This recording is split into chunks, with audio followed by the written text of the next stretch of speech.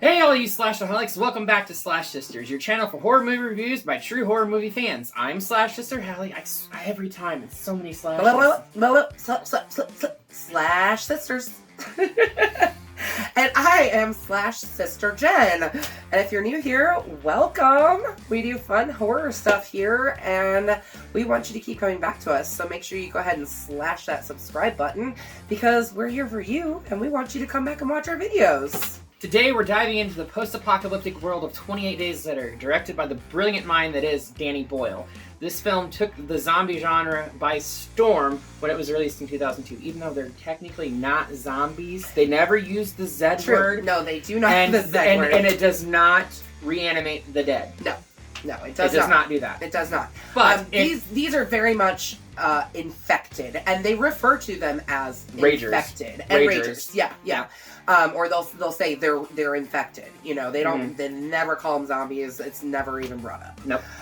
This movie is credited though with reviving the zombie genre, and even though, like we said, they're not infected, but it did revive the genre from the way things had been back in like the 70s. I mean, in this, they're not the slow lumbering zombies that we're used to in the vast majority of like George Romero's stuff and everything like that. True. They are quite fast. This is World War Z before World War Z. Absolutely. But it is because of this film that we get such greats as the 2004 Dawn of the Dead, which had fast running zombies as well, and also intelligent, like cognitive zombies too. Yes. The remake, not the 1985 the 2004 classic, the 2004, which is also a fucking fantastic film. I love it. Right. Almost as good as 1978. Shaun of the Dead, which happens to be one of my favorite zombie films. Mine too. I love Simon Pegg and Nick So Frost much. together. They're great. So much. Planet Terror, Zombieland, World War Z, as I've already mentioned, and clearly is clearly a big influence on The Walking Dead. Yeah, I mean, you get practically the same opening.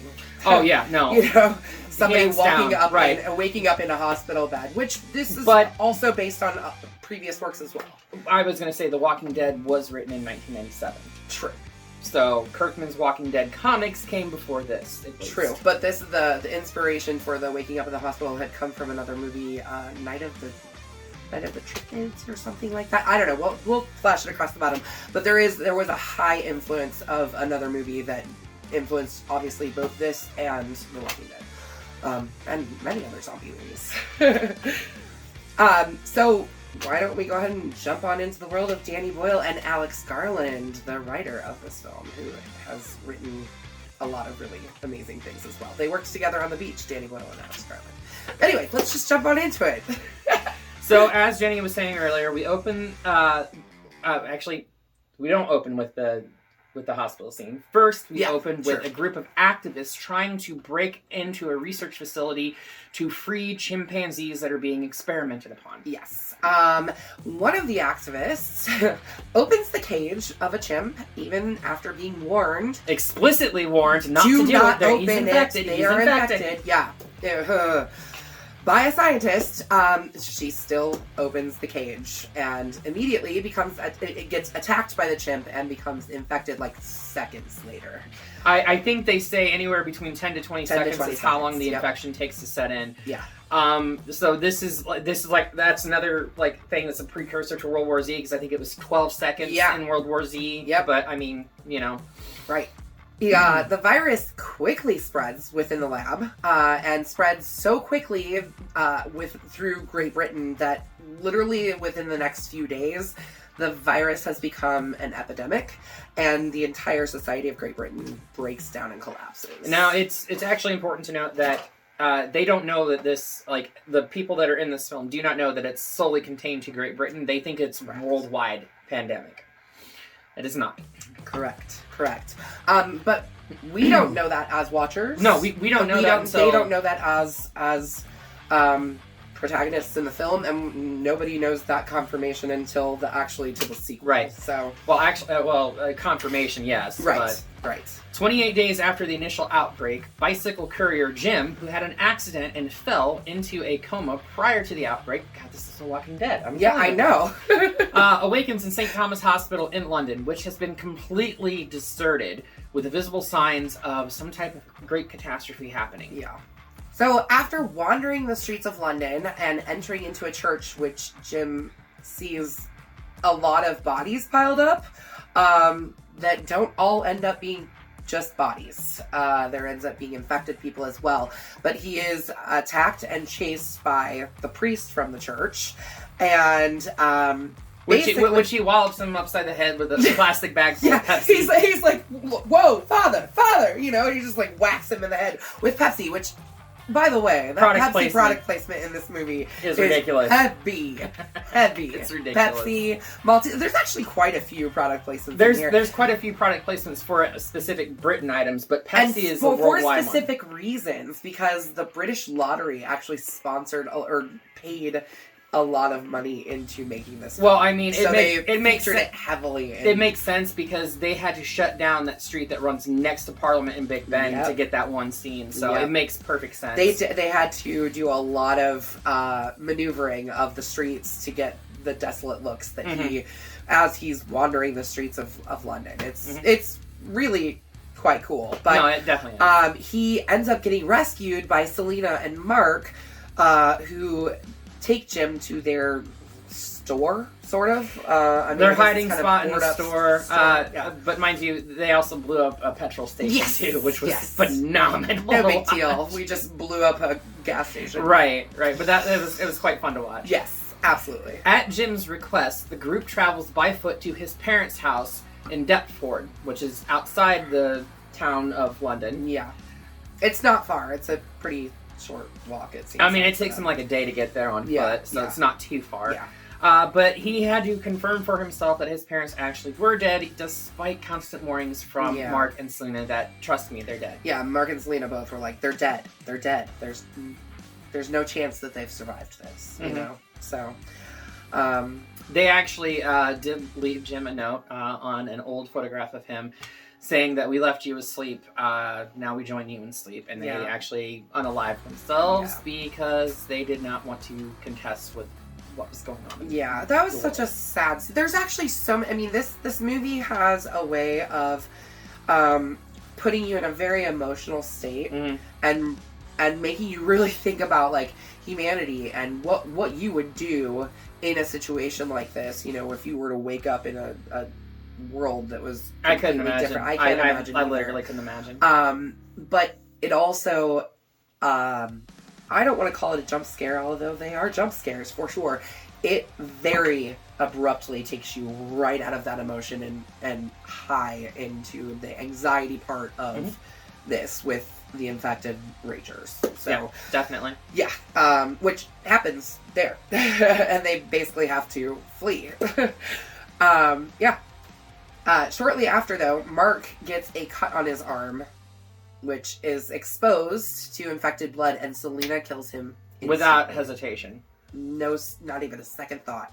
Which you can tell by the look on his face. Which is important to note, because this will come into play later in another scene that we're going to talk about. Absolutely. Jim and Selena see Christmas lights flashing in a high-rise apartment building, which leads them to think that there are other survivors up there. Yeah. After making their way through the apartment building, which...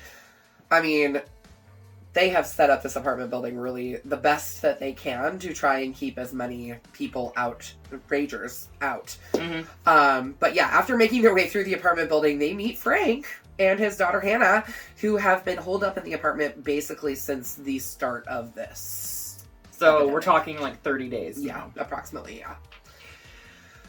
Frank plays a radio broadcast for them, which is from a supposed military base at a blockade near Manchester that claims to have supplies and a cure for the virus. I mean, the thing is that, like, I mean, as a survivor, hearing that broadcast, that would mean, like, salvation. And why would you not want to... Obviously, they can't stay in the apartment building anymore. They don't have access to water. You'd never think it. Needing rain so badly. Not in fucking England. It hasn't rained in London for 10 days, which is unusual for London. Absolutely absurd. And it's basically because Frank doesn't want anything to happen to him and leave Hannah stranded and alone with no one to look after her. Exactly. I get it. Exactly. Me too. As a parent, I would not want my child to be... I wouldn't want it to just be me and my child. Right. The group gets into Frank's cab and sets out to get to the military base. They stop at a grocery store along the way, which I think this scene is kind of funny because I've actually worked in grocery stores. The power is out. But you can see everything inside of that grocery store. It would be pitch fucking black. It was very well lit. But that's beside the point. It had to, obviously. This scene does do one thing that's very effective, and it adds a bit of levity to an otherwise bleak situation because they're actually running around the grocery store and having fun, basically shopping. Yeah. In fact, Brendan Gleeson leaves his debit card at the cashier register, when they walk out. So it's very much we realize moment. What's going on here. Like, here's the plastic. Go ahead and charge me. I'm sure you put it on my tab. When the group finally make it to Manchester, they find the blockade is completely and utterly deserted with no signs of life there. Yeah, which is really, Frank gets pissed. To say the least. He gets pissed and Yeah, so as they're trying to figure out what their next step is, Frank walks around pissed off, kicking things, and basically looks up at a bird that is pecking at a corpse, and a drop of blood. One single drop of blood falls into his eye. And this heartbreaking scene shows exactly how quickly the infection happens. Within seconds, the blood reaching his eye, he begins to change, and he begins to basically start raging out. Yeah, like his body starts jerking. Right, he pushes his daughter to the ground, trying to save her from him. Away from him. Mm-hmm. Yeah, in the very, very short amount of time that he knew that he had. It's just. But before he can attack anyone, he is literally right in front of Hannah, shot dead, like mowed down by soldiers that had been hiding in the brush around them. Mm-hmm. So, the remaining survivors are brought to a fortified mansion under the command of Major Henry West, who's played by Christopher Eccleston. Yes, which I love him. I'll be honest, I only know him from about one other thing, and that's G.I. Joe: The Rise of Cobra. But okay. Fair enough. I've seen him in a lot of TV shows. He's been in a lot of HBO. He always plays like a bit character though. He's never like a leading man. For sure, absolutely. Who was one of the actors in this film who are well known. The other being Brendan Gleeson, who plays Frank. Actually, this actually launched Cillian Murphy, who plays Jim, and Naomi Harris, who plays Selena. Yep. Naomi Harris is best known as a Bond girl from the Daniel Craig series and Tia Dalma from Pirates of the Caribbean. Yeah. However, the girl that played Hannah, she retired after this. I mean, it probably traumatized her. I'm sure it did. I can't imagine. She was probably, I don't know her probably like 13, she was 14, probably, she was probably in her teens. I can't imagine filming something like this and the amount of stress that it would put on your person as a teenager, all of the other actors in this film were pretty much unknown, which at the time, at least. At the time, and Danny Boyle wanted it that way because he wanted the story to tell itself and people not to be focused on the stars that were on the screen. After a day or so within the mansion that is being occupied by the Major West and his soldiers, the survivors can tell that something is just not right in the situation. Major West reveals to Jim that the broadcast was actually intended to bring female survivors in order to repopulate the world, since the soldiers at least, are all convinced that the virus has taken over the world. Most of them. The soldiers all start to show their true colors now as they begin to make advances at both Selena and Hannah. That is right. They are attempting to rape a fucking child. Yeah. Disgusting. Absolutely disgusting. This entire scene is just frightening. Like the scene before Selena convinces the guys to leave so that they can get dressed into the beautiful gowns that they want them to be dressed in, which is just okay. Ew. Okay. Yeah, basically, I mean, Selena ends up giving Hannah Some Valium. Which she probably needed. I mean, she was stoned out of her mind for the rest of this. But she was fine. You know what I mean? Yeah, she was just she didn't care. Yeah. She didn't care. Yeah. Which is exactly what Selena told Hannah was going to happen. You're going to take these pills and you're just not going to care. Yeah. Yeah. And I mean, she was really preparing her for what Selena thought was coming next, Which would have happened had Jim and Sergeant Farrell, who were chained up, and at this point we kind of get this like alternate theory for what could be happening in the world. So Sergeant Farrell basically tells Jim that they quarantine the entire island of Great Britain, and it's just localized in Great Britain. Yeah, like the rest how of the world could it have hasn't gone gotten to off of the island? I mean, it's not like somebody's going to let an infected person onto a plane or onto a train when you stop and think about how fast the infection spreads, okay? If somebody was infected on a plane, the plane would have crashed immediately. Yeah. It wouldn't have made it past, like the English Channel or the Pacific or the Atlantic Ocean. It wouldn't have. However, earlier in the film, Selena did say that the last time that she had heard radio broadcasting, she had heard that it had spread to both Paris and New York. So, I mean, you take it with a grain of salt, you know. Yeah, absolutely. We do find out later that it was just contained to Great Britain. Not in this film, but we do find out later in the next film that it was contained to just Great Britain. Major West has Jim and Sergeant Farrell taken out to be shot dead after they refuse to go along with their plan of raping the women. And Jim escapes after Farrell creates a distraction, who unfortunately is actually shot and killed. Yes, he is. But while hiding in a pile of dead bodies, Jim sees a jet shoot across the sky, showing proof to him that the outside survivors are there, that there's people surviving outside of Great Britain. Mm-hmm. So Jim, armed with a plan that this is not spread to the entire world, raids the mansion, picks off the remaining survivors after freeing a chained up rager that they were experimenting upon, trying to see how long a rager would last before starving itself. Yeah, they were trying to see, essentially how long they had until the rest of the ragers that were out there eventually starved to death.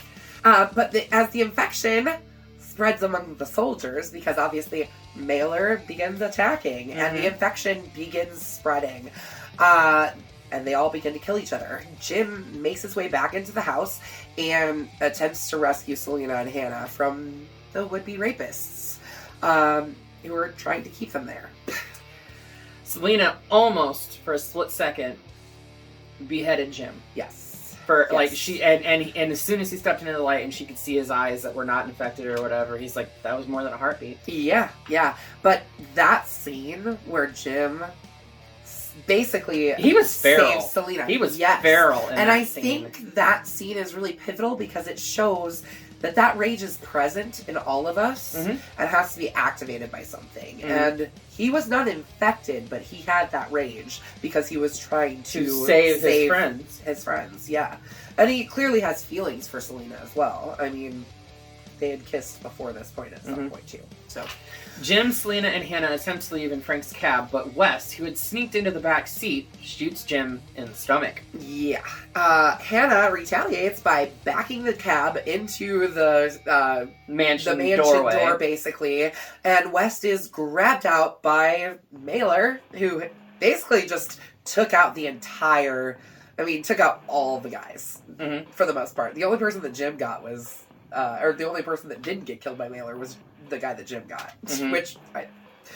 anyways, but he pulls him out through the window and the three survivors drive off. We get another title card. Yes, that's a stab at you, James. We get another title card signaling that another 28 days has gone by. Yes, and we see Jim recovering in a remote cottage, basically just like out in the middle of nowhere, and the infected are shown lying in the roads, starving to death. Which is hopeful, you know? A Finnish fighter jet flies overhead. Jim, Selena, and Hannah unfurl a large cloth banner spelling the word hello. The three survivors optimistically watch as the jet pilot spots them. Yes. And I think one of them says, do you think they saw us that time? Like, they've obviously been trying to get his attention for a while. Yes. I mean, very clearly. Yeah, and that's basically where we leave our story. We are left with them standing out in the field with their giant hello sign, and we do get a sequel called 28 Weeks Later, where, as we've kind of been referring to it a little bit, we haven't gone into the plot of that movie at all. Sorry for my voice; it's starting to go a little bit here. But anyways, we haven't really gone into the plot of it, but they do confirm that it was mostly contained to Great Britain. Mm-hmm. And there's also a graphic novel that came out, I think, between this and 28 Weeks Later. I don't know anything about that. I know there is a graphic novel that it's called 28 Days Later, The Aftermath, and I know that story-wise it takes place between the two, but I think it came out between the two as well. So yeah, that's where we leave our story. What are your thoughts on this movie, Hallie? I enjoyed it for what it was, because it was a fresh take on the zombie genre. It's not zombies. It's still in the same genre. It's in the same field. It's in that field. I look at this more along the lines of almost like Contagion. Yeah, absolutely. If there were to be some type... Contagion is not a horror movie, but god damn is that movie scary. Yeah, because we lived through it. Yeah, we did. Well, maybe not that extreme. No, not that extreme. But I mean, this is like the extreme version of like Contagion, where like you have people that are infected that are quickly infecting other people, as opposed to what happened in Contagion. The spread and the way that it happens so quickly. Yeah. So I appreciate it that it revitalized the zombie genre. I appreciate the brilliant mind that is Danny Boyle for bringing us this, because I think it was well crafted, well written, well acted. And yeah, a Bloody Machete up, straight up. Yeah, straight up a Bloody Machete up for me as well. It's the type of movie that really, for one thing, like, it came out in 2003. It was shortly, or 2002, right? 2002? I saw it in 2003. I know that for a fact, because I have like this weird, distinct memory of the very first time that I saw it. It's one of those movies that stuck with you, sticks with you. I was in Texas when I saw it, of all places. But I watched it with a very good friend. I was absolutely enthralled the first time I watched it. Every single time that I've watched it since then, it draws you in. It has such a great story that really shows the ugly side of humanity, but also shows the really beautiful side of humanity as well. Definitely. So, definitely a Bloody Machete up for me as well. And with that, we are going to send 28 Days Later straight back to the UK. Watch your head there, special guest. Yes, that's right. We have a special guest coming up on our next episode, so be sure to stay tuned for that. Until then, what are we doing next? Oh, well, we do have a special guest that is here, so we better do his favorite movie. One of his favorite movies. It's one of our favorite movies. It's probably our favorite franchise. If you were to ask us if there was a collection of... Do you not have a copy? I've got a couple copies. What the hell happened to it? I'm going to pause. Okay, how about we go right there with Army of Darkness? Yeah. So yeah, that's right. We're going to be revisiting the Bruce Campbell-led Evil Dead series. Yes, Evil Dead. This is a threequel of Evil Dead. Yes. So this is the original trilogy. This is the end of the original trilogy, the Bruce Campbell-led trilogy. Mm-hmm. It is a franchise that is still going strong, and I'm excited to see where it goes next. Ooh, yes. I'm excited too. Yes. But until then, be sure that you slash that subscribe button. And stab the like button. And ring-a-ling that gray bell so you can stay up to date on all of our videos and don't get buried in the mix that is the YouTube. Yes. And until next time, we will see you all in the afterlife.